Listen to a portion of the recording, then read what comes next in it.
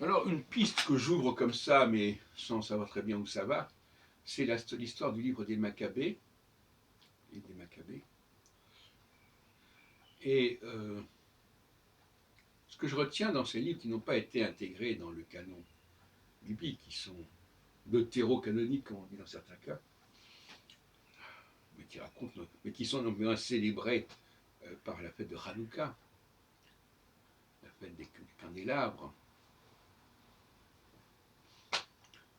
Tout ça se passe à Jérusalem, en fait.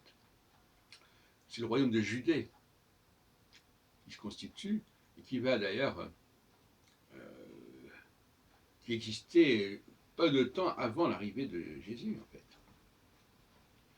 Et donc finalement, mais je n'ai pas encore compris parfaitement la situation.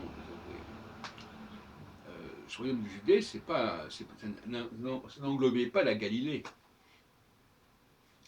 et la Samarie.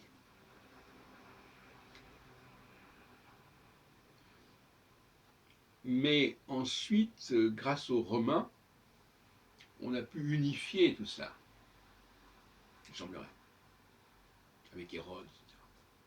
La reconstruction, enfin, l'élargissement du temple. Et donc les Romains avaient créé une province qui englobait la Samarie, la Judée et la Galilée. Mais c'était quelque chose d'assez artificiel, finalement. Et sociologiquement, les gens ne se reconnaissaient pas comme faisant vraiment partie d'un ensemble, d'un seul et même ensemble. D'où la mission de Jésus d'aller vers la Galilée, dont il n'était pas issu, finalement, contrairement à ce qu'on peut croire.